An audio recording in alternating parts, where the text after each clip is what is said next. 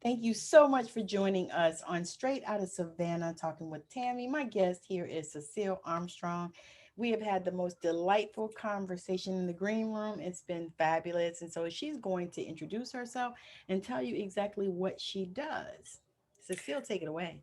All right, thank you. My name is Sacil Armstrong, and I teach anti-racism and equity integrated with self-care and joy. So I teach anti-racism just like any other anti-racism facilitator, but instead of just focusing on the facts, I focus on self-care, making sure that people are grounded in their bodies so that they can let go of their defenses and actually hear the facts as I present them and then move towards changed behavior. That is so powerful. So, what got you started on that path? I kind of fell into it. I've been an activist most of my life.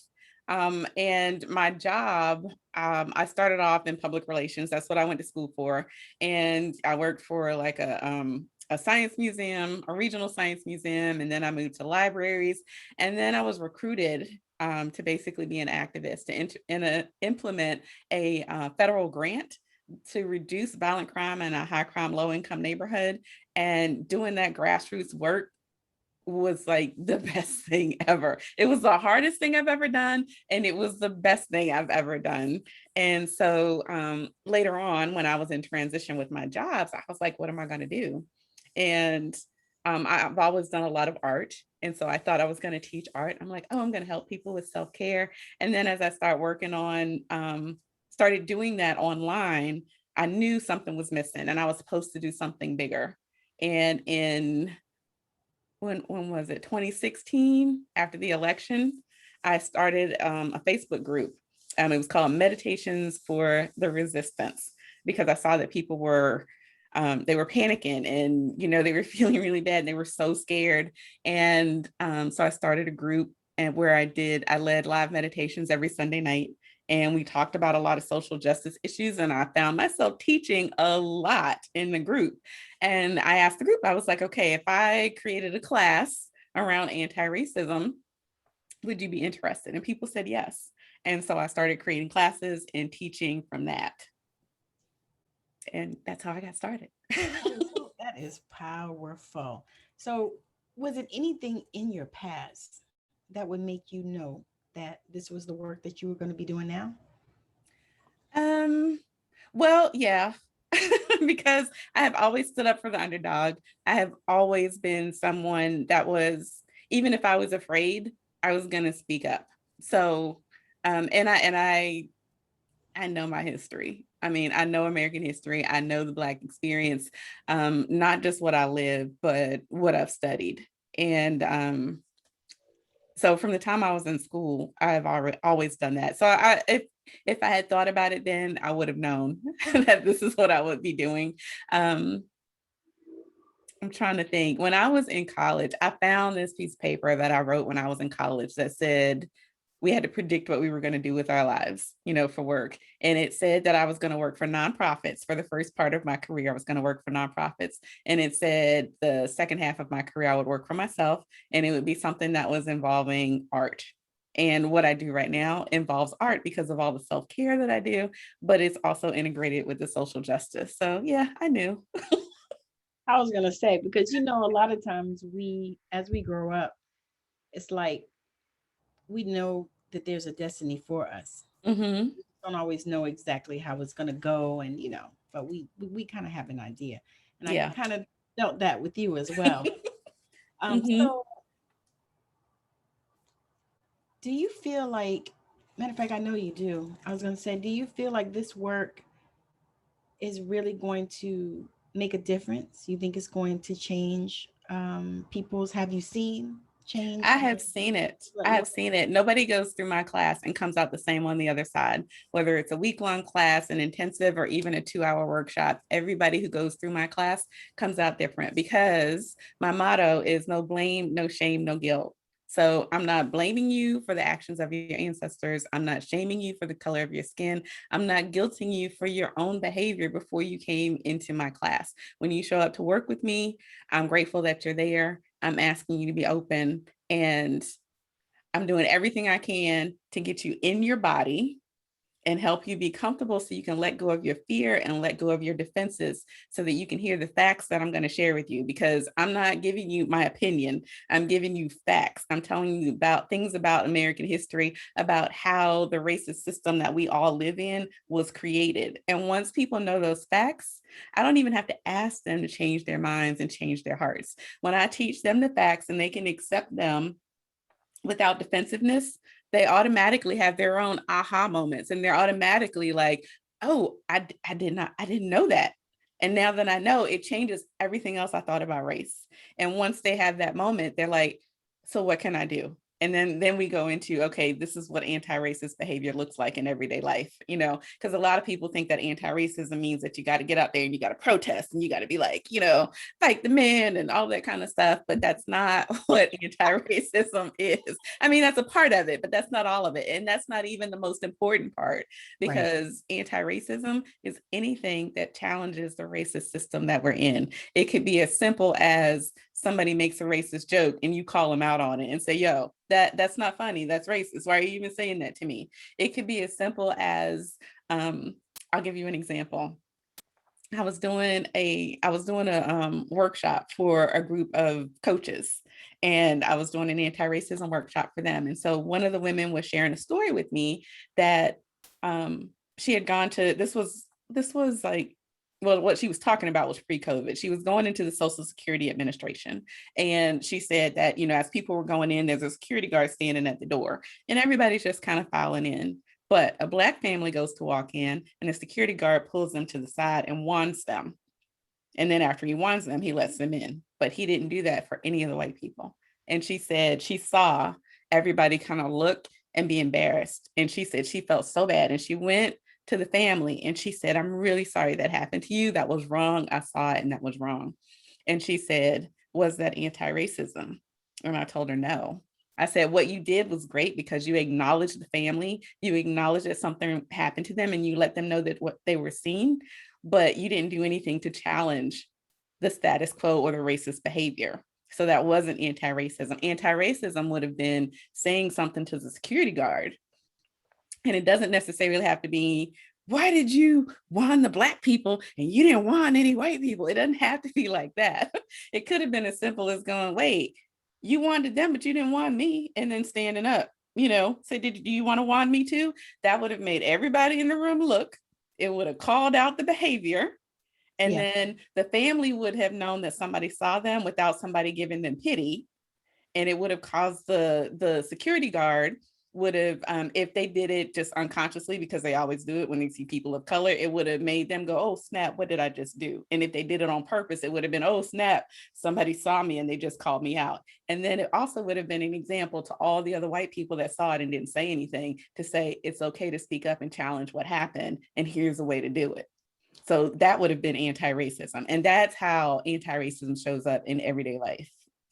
That is powerful, really, when you think about it, because a lot of times I actually have had something like that happen to me.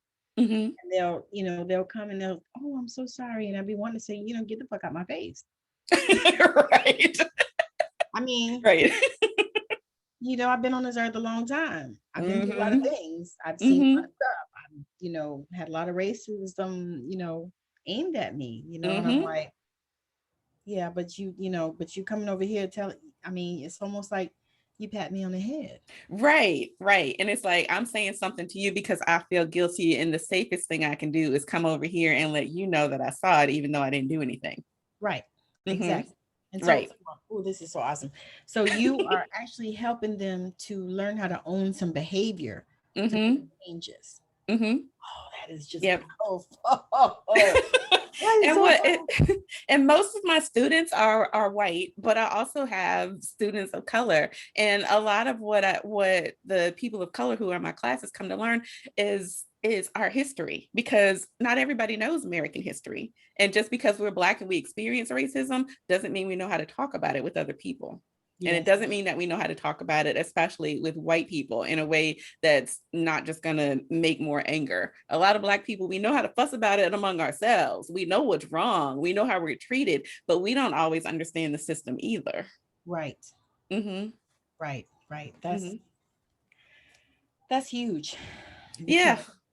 that is like, that's real talk. It's like, we've been involved in it because I remember seeing the white only restrooms Oh, wow. and the water fountains Mm-hmm. and all of that. I remember seeing that as a child. Wow. I was really young, but I remember that. Mm-hmm. That was before they had taken them away. I was involved in busing Mm. at first grade. Mm-hmm. They bused us from the inner city to the island schools where we Wow. really Okay. live Mm-hmm. in Savannah. So Mm-hmm. I remember all of that. And I remember the classrooms where there was about six of us in a class. Mm-hmm. And we didn't see the teachers that we saw that looked like us. They were so fair till if you looked hard, you had to look hard to know Oh, if they wow. were us. Okay. All right. So the teachers that were Black were actually white passing just about, And or not they knowing could that. have if they wanted to. Right. Mm-hmm. Only a few, too. Mm-hmm. You just didn't see, there was just a few. Mm-hmm. And if you saw anybody that looked like you, usually they were a teacher assistant. Mm-hmm. They weren't a full teacher. Mm-hmm. So, and then, and they had enough of us in the classroom, I guess, so they could make sure they maintain control. Right. Right. You got 25, 30 kids in class. There might have been six of us, seven, Mm-hmm. stuff Mm-hmm. like that. So I remember that, growing up. And it's like, Right. I guess what you're doing is helping people to process through a lot of that too. Yeah. Yeah. The work that I do, that's why I integrate the self-care.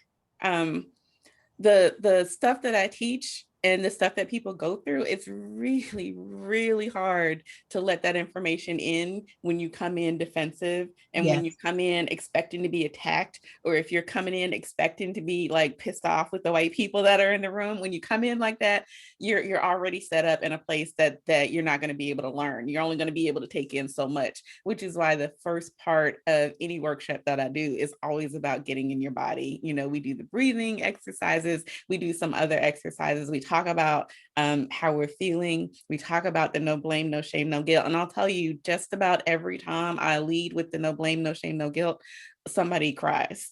because Good for you. because they're like, I've been to workshops before and people just automatically make me feel like I'm wrong and I'm bad. And, thank you for that. And it's just like, as soon as I say no blame, no shame, no guilt, people just like go, "Ugh." And like I said, somebody cries. and it's like there's a weight lifted. And I'm like, okay, we got that out of the way. Nobody's attacking anybody. We're here to learn the facts, because once you know your history, you can do something about it. Yeah. And what I say about the way white supremacy was actually legislated into America. I actually run a workshop. Actually, it's coming up July 10th. It's called Legislating Racism. Saturday, July 10th from 3 to 5. And I walk people through the law, how it was set up little by little. People talk about the slave codes, they talk about slavery, but they don't talk about the 100 years that led up to it. They didn't just say, oh, there's Black people, you're less than, we're going to make you slaves. They didn't, that's not how it went. It It was was, systemic. okay, right. It was purposeful, it was incremental, Yeah. and it was basically brainwashing, because they set it up that they started treating Black people as less than. And in the beginning, there was class solidarity with poor whites and poor people of color. And then when they started treating Black people different, basically the white people were like, phew, at least they aren't doing that to me. I got it bad enough. And and then you keep doing these little incremental things, and it flips from, phew, at least they're not doing that to me. That's bad, to something must be wrong with them for them to be treating them like that. And people forget that the laws came first, and then came the bad attitudes about, oh, they must be less than. And people nowadays think, well, they must have been like, oh, well, we've never seen Black people before, they must be inferior. Well, and I don't know any better. And then later on go, oh, wait a minute, they're human. No, they knew we were human in the beginning. It was that the people with the wealth and the power needed a way to maintain that wealth and power without them doing all the work. And so little by little, they kept implementing these laws until they created slave codes. And so the class that I teach is, this is how they did it. these are the laws, this is the order that they went in, these are the things that they attacked about people's humanity, and this is how they implemented it until it was just, on this day, anybody who's not white is a slave, whether you were about to be released from your indentured servitude or not. And once people get that, then they're like, oh, that's not at all what I thought it was. I thought it was that people just hated people because of their race. Nope. Before the 1500s, people were not divided by race. We were divided by our country of origin. People weren't calling each other white and black before somebody made it up in the 1540s.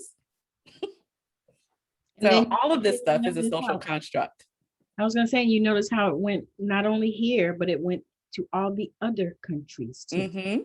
Went to went to Mexico where they, they want to start dividing them by color, and went to Cuba, and went to Haiti, and went to the Caribbean, and all these places everywhere around the globe. Well, the definition of race, the guy who divided people by race, I want to say he was in Portugal. So the definition of race was created somewhere else. But the white supremacist system, the racist system that we live under here, was definitely created here, and it started in Virginia, where I live.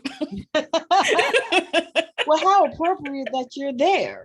Right. Doing this work. That is powerful. I think you should be Steve Harvey, but anyway. Just saying. Oh, wow. Okay. So as you go down, where do you see this work taking you? I mean, what do you see for really, really introducing people to this work? Well, I'm trying to figure out how to reach a bigger audience. Okay. And I've been doing the workshops, and I can already see where that's not something I can necessarily scale, but so far, because there's only one of me. So I'm actually working right now on creating a membership site where I will use my trademark, bite-sized lessons. I love teaching things in little bites because people are so overwhelmed right now, especially in this time of COVID. People just cannot take in but so much information. And so the way that I teach on my blog, the way that I teach in my workshops is, just in little sections. I'm going to give you just enough. I'm going to make sure that you're okay emotionally. And then I'm going to give you these facts that are, sometimes really rough. And I'll give you a little bit, and then we'll take a breath, make sure that you have processed that, you have the information. And then we're going to take a breath, and then we're going to go to the next thing. And I'm not going to baby you, but I'm going to give it to you in little pieces so you can process. And so my next step, what I'm working on and hoping to launch in September, is actually a membership site so that people will have the steps and they can come and they can go through it at their own pace, and they can select which module they want to work on. And if they want to work on the legislating racism piece, that's fine. If they want to look at what I teach about racism within the feminist movement, then they can just go through that. And so there'll be all these modules that people can go through at their own pace and separately, and each one will build on another so that it'll be whatever they learned in the beginning. The next piece is going to build on that so they'll have a deeper understanding. We're going to talk about that. Racism in the feminist movement. Yeah. Because misogynoir is real. I was going to say, and even in the spiritual community. Yes. And spiritual bypassing within racism is a real thing. I'm going to tell you that community that I ran, the meditations for the resistance, there were so many woo-woo spiritual people in that community that thought that because we were doing spiritual stuff that we shouldn't talk about racism and we shouldn't talk about politics because that wasn't high level thinking. And I was like, y'all, we are spirits in flesh. That means we are both. Yes. So if you're separating your spiritual from your body and your physical, then how are you whole? Because you're doing it wrong. Right, you're doing it wrong. Yes, we are reaching for that spiritual, we are trying to ascend, but at the same time, we are in our physical bodies. And as long as I'm in a body, I got to do what I got to do for social justice and equity and raising and uplifting everybody else while I'm here. It's a combination. If you want to be a spirit, go be a spirit. But as long as you're in a body, you're still human. Because we still live here on Earth right now. Exactly. I mean, Exactly. I know personally I'm not from here, but I live But we here live right here. now. Right. And this is what we got to deal with. So, Yep. so how did you address the racism in the feminists? Because that's something that I have seen I saw it years ago. And I was like, because people ask me about being a feminist and all this. And I'm like, no. I said, because one thing my grandmother told me about that, she said, why would you want to do everything? She said, why would you want to do everything? You remember, I don't know if you might be too young to remember that commercial. I can bring home the bacon and fry it up in the pan. I know the song. And never, never, never let him forget he's a man. Yeah, that was like a big feminist song. And so, my grandma was like, why would you want to do everything? Women already do everything anyway. Man needs something to do. I think people should do what they want to do. If a woman wants to go into a predominantly male field, go do it. Whatever she want to do, she should be able to do it. Yes. So I mean, feminism is basically humanism. It just means everybody should be able to do what they want to do. As long as you're not hurting nobody else, go do it. I agree with that. So I thought you would. How do we address the racism in the feminist? The racism within just women, oh my God, that is so real. Most of the people who come to my classes are white women. And what I found is that when we talk about racism, there are concepts that some women seem like they just don't get until I say, what if it was men and women rather than black and white? And then they go, oh, because when they see themselves as the victim, then they can understand. And that kind of blows my mind a little bit, that you can't see my humanity until you can see how it affects you. But if that's the tool that I need to use to teach, then I'll use it. Because once I use the, sexism instead of racism, then they understand the concept. Woo, yeah. That just goes so deep, and that really proves why you are doing what you're supposed to do at this time. Oh, thank you. Yeah, I'm definitely called to do this. If I felt like I had a choice, I would probably do something different, because this really sucks my energy. And I mean, I have to make a conscious effort to protect myself when I do this, which is why I have changed the way that I work. I don't know how many times trying to protect my energy. But I don't have a choice. I'm called to do this. I'm supposed to do this, and I know it. So you are. I mean, and the thing is you do it so well. Oh, thank you. You're welcome. Thank you. I mean, credit where credit is due. Well, I enjoy it. I mean, I love it. It's hard, but I love doing it, because the way people change after they go through a workshop with me is, I mean, it makes me cry sometimes. There are people who have taken classes with me who originally didn't want to, who were very, very, very racist in their attitudes towards me when we first met. There's one person in particular that I'm thinking of who wanted the information, wanted me to come and speak to her group, but she wanted me to do it for free. And, I was like, no, can't do it for free. And then when I quoted her a price, instead of it being a few $100s, she went back and said that it was like a few dollars. And then when I heard about it, and she found out that she was wrong, and I heard about it, she kind of laughed about it and was like, oh, this was kind of funny. And I was like, no, if I was white, would you expect me to teach something this serious, something that I actually have studied about? Would you expect me to do this for, less than $10 for a session? Would you do that if I was white? If I was talking about anything else other than race? And then she was like, well, I didn't mean to be offensive. And I was like, no, you might not have meant to be, but right. And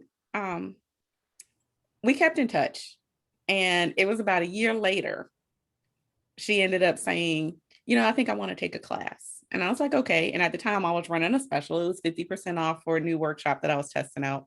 And it turns out she couldn't come. But then she signed up the next month for full price. And that was the intensive I was telling you about. It was 4 hours.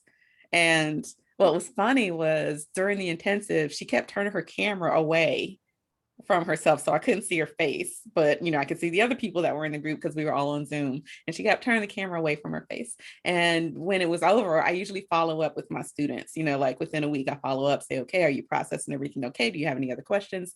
And when I followed up with her, we ended up getting on the phone, and she said, what you said changed me. And she said that what she had actually done, she was volunteering at a food bank, and she switched the location and went to work at a food bank where it was mostly people of color. And she told me how when she went, she was nervous, but when she got there, how everybody was so friendly and they welcomed her and they thanked her for coming. And she was like, I worked side by side with all these people that I had been afraid of my whole life, and I don't know why I was afraid. Wow. Yeah. That is so deep and powerful. Mm-hmm. And this is someone, like I said, if I chose to just be offended and write her off and just be like, you know what, you were rude to me, you don't even understand how you're being racist, and I am not going to deal with you, that change would not have happened. But I kept in touch with her every once in a while, every few months, we were sending emails and stuff. And a year later, she took my class and totally changed her perspective on people. And then she tried to talk to her friends and family about it. And she told me that. She was like, I'm trying to talk to my friends and family, and they just don't get it. They're not listening. And so she didn't get anybody else to sign up from my class, but she kept up with the things that she learned. And so she tried to help other people. Right. And right. She reached out to other people. And so,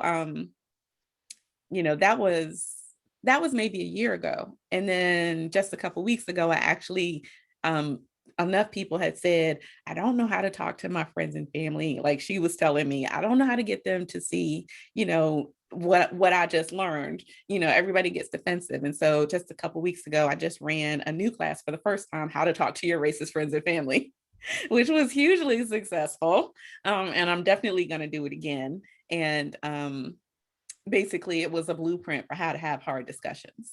So I focused on race and racism, but it was actually a blueprint for how to have those discussions that you just go, oh, I just don't want to do it. I don't want to talk to them. Or, oh my God, I already know what their attitude is going to be. Ugh. Yes. That when you have that kind of feeling when you talk to somebody, I basically laid out the blueprint for that. And just like with my classes, it starts with being in your body. Yeah, because the thing is that could be even a discussion about, how to come out to your family or something like that, or for kids, a lot of times, how to tell your parents you're not going to go be a doctor, you want to be a pastry chef. Right. Right. Right. Those be hard discussions, For real. Or, when you want to stand in your truth, want to stand in your truth, but you're afraid to say it out loud. Yeah. Mm-hmm. Yes, because it's because that's such a common thing, because a lot of times, even as we get older, a lot of times we still can't tell our parents that if they're expecting, Right. So, those kind of conversations about standing in your truth, or about calling out somebody about their behavior, because, how do you tell your mom and dad, you know what? I don't want you saying racist stuff around me anymore. I mean, I know you raised me and this is the way y'all talk, but it's not cool with me anymore. If you're going to do that, do it somewhere else, not around me, or listen to me so I can change the way you think. And the whole thing about how to talk to your racist friends and family is about holding space, allowing people to be who they are so they don't feel judged, and then giving them the facts. Because once people get the facts, most of the time, unless you're like a rigid thinker, once you get new facts, you process differently. Yes. And once you can change people's minds with the facts, then you can change their hearts. And once their hearts change, then their behavior is going to change. Yeah. So it all starts in the mind. Mm-hmm. Yeah. Starts with both, because a lot of times the reaction that people have to the facts is emotional. So sometimes it hits them in the heart first. Yes. But if you can change the heart or the mind, then the other one's going to follow. And then once those are changed together, that's when the behavior changes. I could see that. Yeah. Mm-hmm. All right. So now we got to wrap up. I hate to because it's been so much fun. And it's been so entertaining as well as educational. Because I mean, I learn something every time I interview anybody, and you're no Mhm. different. You're amazing. Oh, What thank you. I learned stuff watching your podcast. So yeah. That's awesome. I love it. That's the point. I wanted to ask you if you came upon somebody that was at a place where you were trying to decide, which direction you were going to go in, and like would you say you were between jobs and you were Hmm. at the place where you said, "What do I want to do?" Hmm. What would you say to them in order for them to be able to understand how to pursue their passion and where to go with that? I would tell them that they need to get quiet and be still so they can hear. Spirit talks to us all the time. Spirit is always talking to us. And most of the time, if we're not getting the message, it's because we're distracted or we're not listening.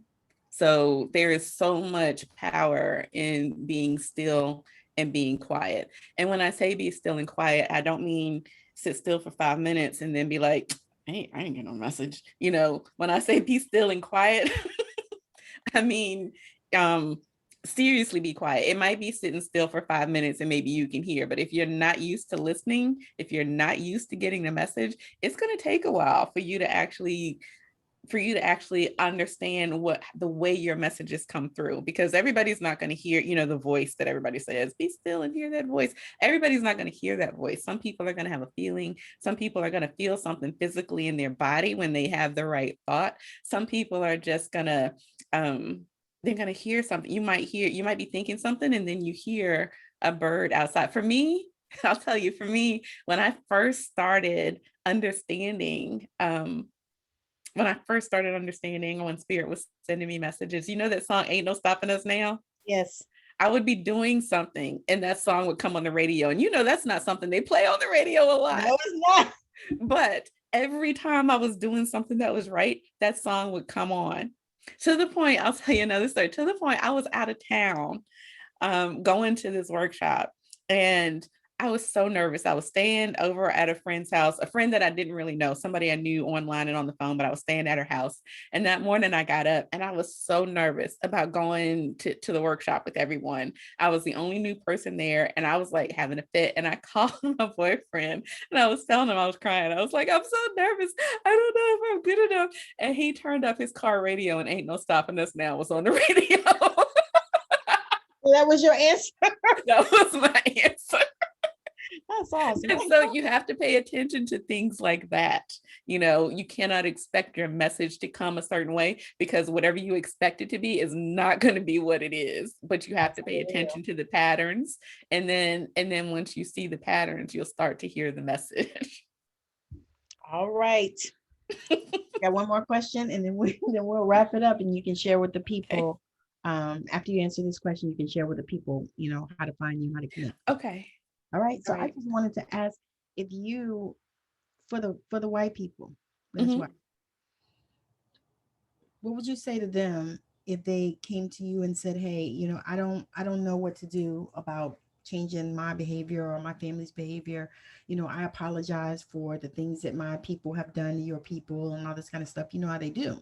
Mhm. And so, what would you say to them? I mean, what would be like the first thing that you would share with them? Because I know that probably has already happened to you Yeah. because it happens Yeah. to me and I don't do this work. Right. Right. Well, first thing I say is thank you for acknowledging, you know, because not everybody will even acknowledge that something is wrong. So thank you for recognizing that something is wrong and then actually taking the step to speak on it. Um, and then not to sound harsh, but one thing that I do is tell them that just apologizing to a random Black person is not really the answer. And that Black people are not here to offer absolution. And so the thing that if you want to really know what you need to do is learn American history, learn the facts about how racism actually started, Yes. learn how the system actually works here in America, and then do everything you can in your daily life to disrupt the system. And it doesn't have to be, like I said, it doesn't have to be marching. It could be you see somebody getting pulled over and you stand and you witness and you record. That right there is standing in solidarity. That's anti-racism. That's holding people accountable. You know, it could be you see somebody doing something racist. If you see somebody in a store, you know, ID and the Black person who wants to write a check when you just saw a white person write a check without ID, ask, why does this person have to show ID and the other person didn't? Every time you see something and you say something, you're disrupting the system and you're calling attention to it. And then another thing is, when you're learning and you're doing the work, pay Black people. Black people are out here, have been doing this work for years, have been teaching people about this for years. And now that it's a hot topic, so many white people are doing this work and getting paid so much more than us Black folks that have been activists for a long time. If you really want to learn, go learn from somebody who has a life experience with it and knows how to teach it. Pay Black folks. Put your money where your mouth is. If you've got extra money that you can go out and buy a TV and go to the movies and do the other stuff, you can pay somebody to actually teach you and walk you through this. If you tell me what's important to you, I can show you what's important to you by where you put your money. And stop stealing. That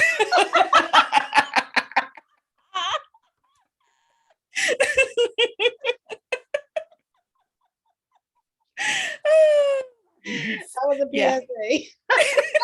Stop stealing.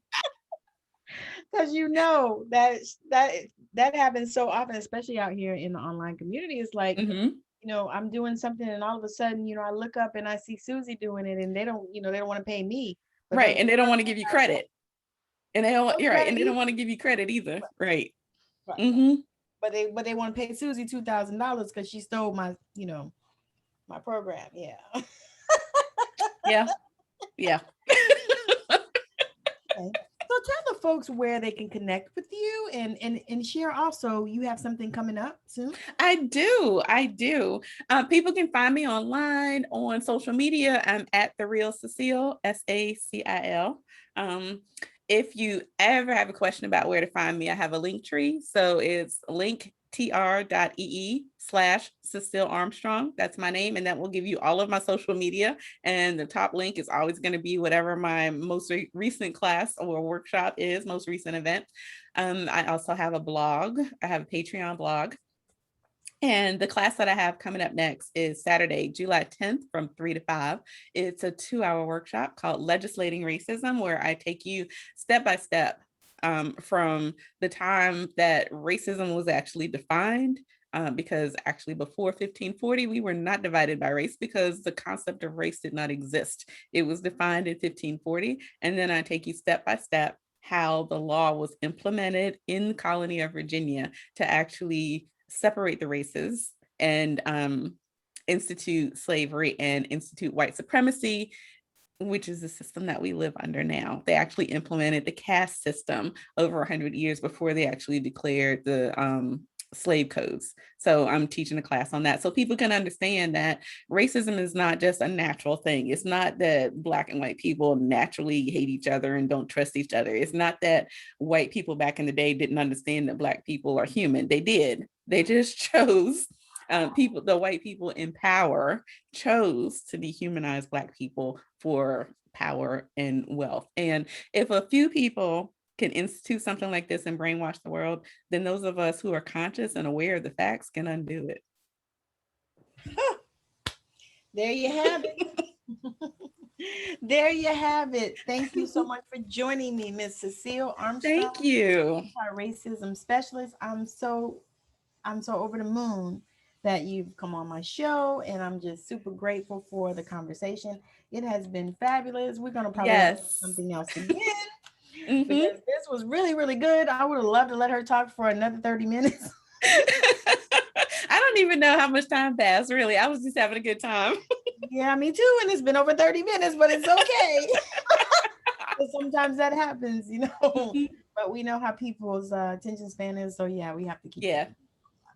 But anyway, Thank you so much for joining me on Straight Thank Out of you. Savannah, talking with Tammi, with my guest Sacil Armstrong. She has been so fabulous and so gracious to come on and share her anti-racism platform because this is so needed in this society. Because just like she said, the racism is systemic and it's so Mhm. systemic and embedded that a lot of white people don't even realize and recognize that there Nope. is racism and that it is here.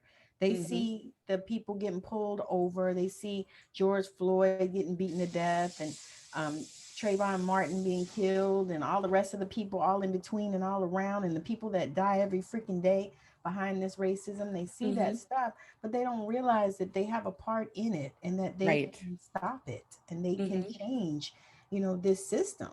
And so Mhm. the platform that Cecile has, I'm super excited about that. And I hope that she's doing a nonprofit as well. I would love to do a nonprofit. I worked for and ran nonprofits the first part of my career. So, whew, yeah, I would love. Okay, you're supposed to do a nonprofit. Okay, I'm telling you that. I'm intuitive. So I'm telling you, you're supposed to do a nonprofit, and you need to reach out to Steve Harvey. Okay. So anyway, thank you so much for joining me, Cecile. It's been amazing. Thank you Thanks so for much. joining us on Straight Out of Savannah, talking with Tammi. And Cecile has given you how to connect with her. So connect with her because we need to help her to get this platform out there to move. So if you want to interview her, you can reach her through her link tree. She's got all her details there. The details will also be in the comments and in the description of the video as well as the audio. So thank you so much for watching and have a great, wonderful rest of your week. Bye now. Bye.